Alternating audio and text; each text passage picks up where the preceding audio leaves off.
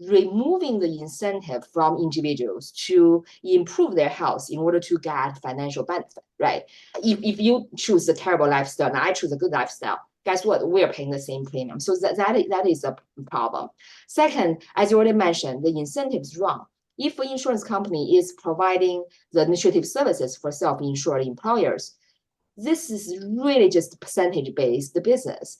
Higher spending, higher income. So can we imagine that insurance companies would be happy if the total medical spending for the insured employers go down next year? Because that will hurt the insurance company's revenue, right? So this perverse incentive tells us that there's just not enough reason on the market for the insurance company to do the right thing. And if I may also add that our understanding of insurance is actually very much away from the efficient use of insurance. Insurance, as you just mentioned, for a car, for house, is really to insure the major financial exposure, right? If we, let's say for auto insurance, if we add changing oil or changing the wipe to the insurance coverage, number one, our premium will be very expensive. Number two, the price actually paid by insurance company to do all those things will be high. Why? Because that's hidden from consumers.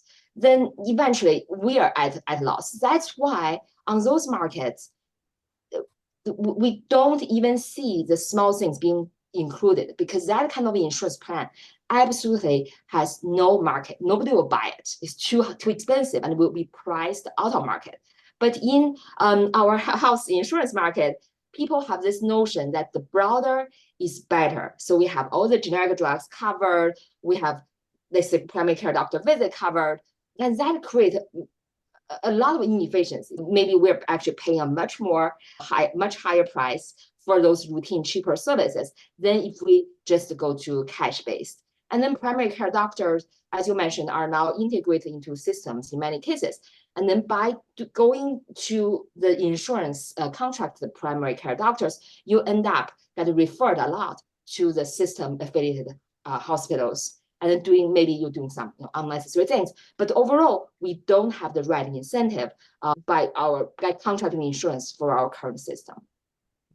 Very well said and explained. To me, the analogous situation is the contract negotiations between the county employees and the county elected officials. And they sit at the table.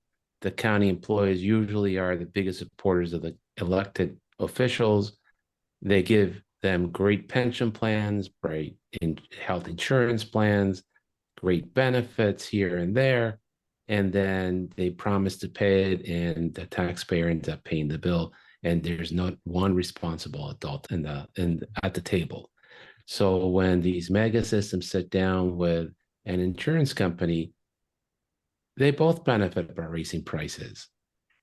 Because if, call it Herb Bravo's health system integrated of Long Island, can get $1 billion as opposed to $500 million, I make 5% of that $1 billion. So the higher the price, the better. And on the insurance side is the same thing. They make a 5% return. So they're incentivized to raise the prices as much as they can do. And the rest of us just go along for the ride and lose the opportunity of getting pay raises and using our money in an effective way in a capital market that's free. It's a shame. So I'm going to touch a little bit about an area that is tangential to this, which is a fascination of mine. Why are small businesses good for your community and the economy? What do small businesses do in America for the economy? I think this small business are indispensable part of our economy. Actually, it's a dynamo for our economy. People might focus on large corporations, but remember, the small economies are feeding both ideas and resources to the large corporations, and especially for small communities. Those small businesses are really the blood and all the end resource for a community. Imagine who's hiring people, right? Without the small businesses, without the employers, we will have a stagnated and hopeless economy. So I think it's utmost important for us to make sure the small businesses have a good environment to survive. But as you mentioned, anytime, whenever there is regulated or regulatory capture or regulated state, the purpose is, and I would not say the main purpose, but one of the main purposes will always be prevent pre-competition, because only large ones, right, can deal with regulatory compliance costs. And then they also have political connection, then they will use the regulatory opportunities to erect barriers for small ones to enter or compete. So as a result, you will have a very friendly environment for big ones and a very unfriendly environment for small ones.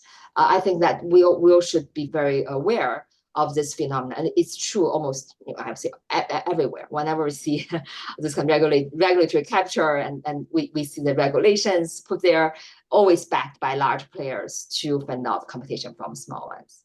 Yeah, what's happening in independent practices is the small practices basically are the small businesses, and the environment is starting to be real hostile to independent practices.